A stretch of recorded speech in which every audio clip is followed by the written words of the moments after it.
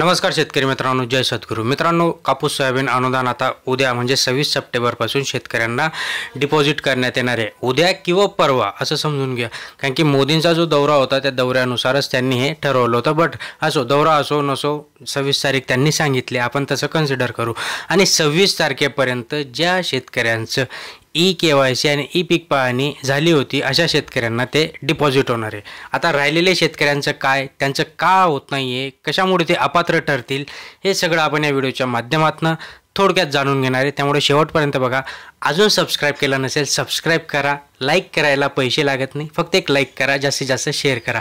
कापूस सोयाबीन जे अनुदान आहे ते 2023 सालाचं निविष्ठा अनुदान म्हणजे भावांतर योजनेअंतर्गत देण्यात येणारं अनुदान आहे, जे की शेतकऱ्यांना हेक्टरी 5,000च्या मर्यादेमध्ये, 2 हेक्टरच्या मर्यादेमध्ये असं 10,000 20,000 रुपयांपर्यंत कापूस आणि सोयाबीनचं हे मिळणार आहे. शासन निर्णयानुसार याच्यासाठी शेतकऱ्यांचं पीक पाहणी असणं गरजेचं आहे. आता ज्या शेतकऱ्यांचं पीक पाहणी झालेलं नव्हतं अशा शेतकऱ्यांना 7/12वरील नोंदणी जर असेल तर त्यांचं ते पीक पाहणी कन्सिडर केलं जाईल. म्हणजे कसं, तर 7/12वर जर तुमची नोंद असेल तर ती माहिती तलाट्याने तहसीलदारकडून आयुक्तांकडून राज्य शासन, असा हा एक क्रम होता.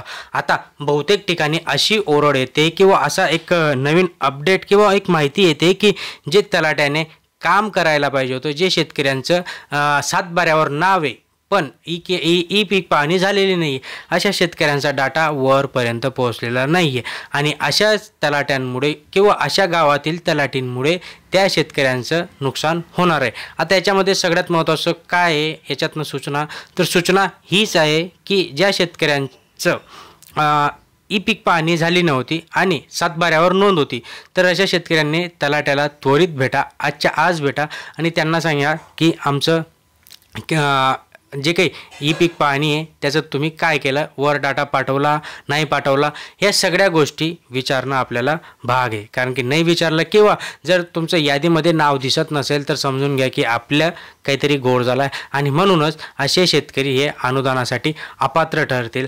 व्हिडिओ बनवायचा एकच मुद्दा होता की शेतकऱ्यांना ही माहिती पोहोचवणं. शेतकऱ्यांनी एकदा क्रॉस व्हेरीफाय करून घ्या की तुमचं जे काही अनुदान आहे ते अनुदान तुम्हाला नक्कीच मिळायला पाहिजे.